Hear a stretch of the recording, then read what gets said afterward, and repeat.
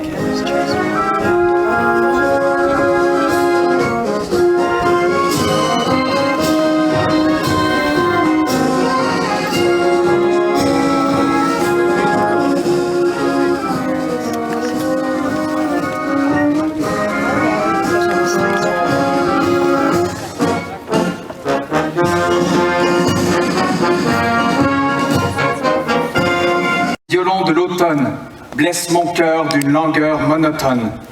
Je répète. Blesse mon cœur d'une langueur monotone. These words, spoken over the radio to the people of occupied France, signal the imminent start of the battle to liberate Western Europe. J'avais 17 ans. Pierre Gauthier, soldat, régiment de la Chaudière. On va te mettre dans l'infanterie, qu'ils m'ont dit. Je savais pas ce que c'était l'infanterie, moi. Je connaissais pas ça, l'artillerie, l'infanterie, tout ça. Je l'ai appris plus tard ce que c'était. Parce que c'était pas mal rough. 75 years ago, Canadians landed on this beach. An event that helped to find their young lives, and unfortunately for too many of them, marked their last day on Earth.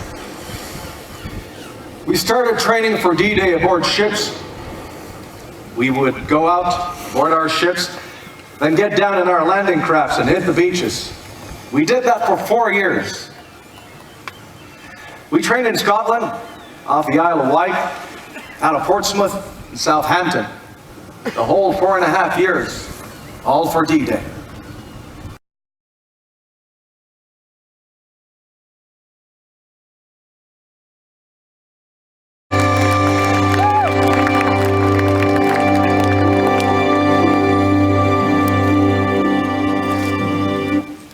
On the eve of June 6, 1944, Richard Scott Brown, a member of the Royal Air Force 644 Squadron from Port Arthur, Ontario, was towing gliders out under the moonlight.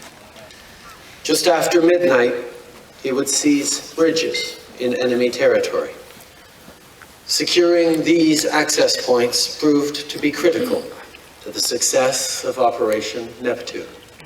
Dirigé vers la rive, sous la pluie des bombardements allemands, il se souviendra toute sa vie du carnage dont il a été témoin ce jour-là. Des cris de ses camarades blessés par les balles et les bombes, des corps sans vie qui jonchaient la plage, le corps des siens, de soldats, de lieutenants et même de capitaines tombés au combat. Jean Trempe affirmera plus tard qu'il a vu le meilleur et le pire de l'être humain pendant la Deuxième Guerre mondiale. 14,000 Canadians stormed Juno Beach that day with no guarantee of victory. It was a gamble like the world had never seen before. But when duty called, Canadians from coast to coast to coast answered. Sur Jean Doré du courage, j'en ai eu souvent avant. Je saurais filtrer ma rage et laisserai filer le temps. Et j'irai poser les armes bien avant d'ouvrir le feu. Mais il m'en faudra bien plus face à ta beauté perdue.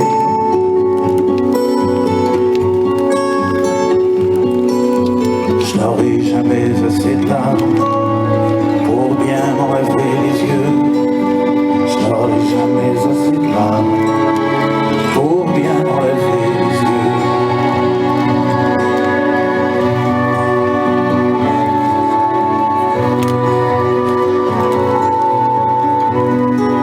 that every mother, father, brother, sister, and other family member dreaded during those troubled times. A month before the landing, George Westlake of the North Nova Scotia Highlanders wrote his last letter to his family. He said, Please don't worry if you hear some bad news soon. I'll be all right. I promise. Us Westlakes will get along somehow.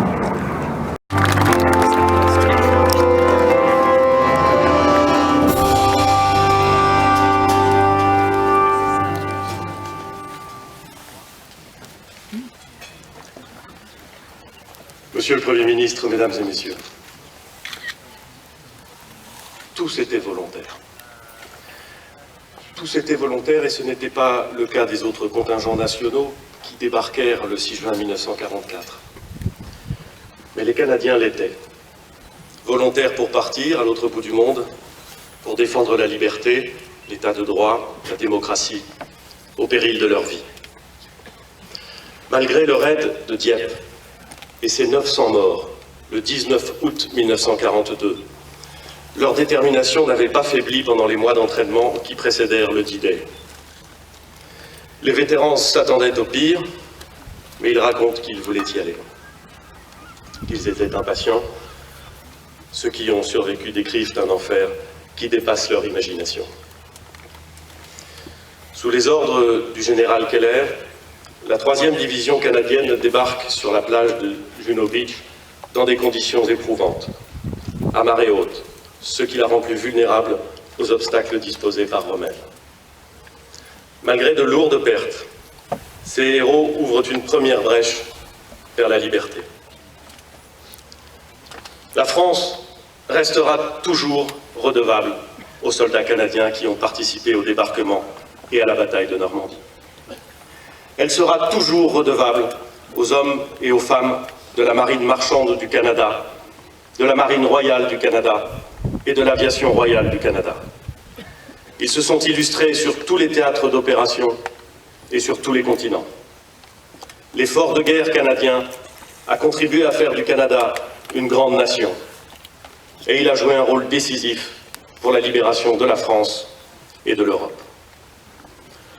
Nous serons toujours redevable à Garth Webb, lieutenant de la 14e artillerie, puis fondateur du centre Juno Beach, à Léo Major, ce guerrier exceptionnel qui, après s'être illustré, devait encore s'honorer en Corée.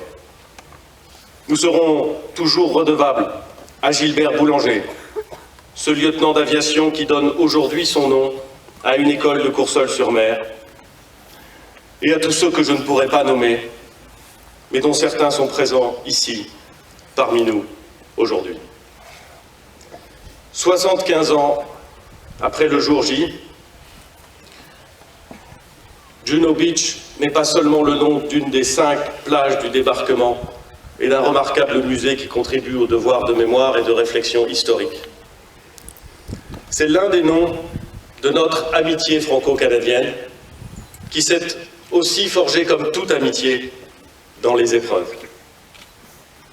Nous célébrons cette année les 90 ans des relations diplomatiques entre nos deux pays, mais nos deux nations, nos deux peuples se connaissent et partagent une vie commune depuis bien plus longtemps. Dans un monde qui s'affole, qui accélère, ces relations, leur intensité, leur ancienneté sont précieuses. Aujourd'hui, les armées de nos deux pays sont engagées côte à côte, en Irak, dans le cadre de la coalition internationale qui lutte contre Daesh. Mais nos pays ont aussi d'autres combats à mener ensemble. L'urgence écologique, l'égalité entre les femmes et les hommes, la diversité culturelle sont autant de grands défis de civilisation que nous ne pouvons pas relever seuls. Ces défis, nous allons les relever ensemble, car nous partageons une histoire et surtout des valeurs. Nous allons les relever grâce à la qualité des liens qui unissent les dirigeants de nos deux pays. Depuis un an, le Premier ministre du Canada nous a honorés 2 fois d'une visite en France. Et le président de la République française s'est rendu au Canada en juin. Et dans quelques jours, le Canada passera le relais de la présidence du G7 à la France. Et nous allons les relever, car nous sommes, nous aussi, volontaires. Notre jeunesse est volontaire, comme les combattants canadiens qui débarquèrent le 6 juin 1944. Et cette détermination reste la première condition pour infléchir le cours de l'histoire. Beaucoup ici ont dit qu'ils ne pouvaient pas imaginer la peur et le courage qu'il avait fallu à ces hommes pour sortir des bateaux et affronter cette plage. Pour ceux qui viennent après, il est difficile de dire autre chose que merci, mais ce merci est immense.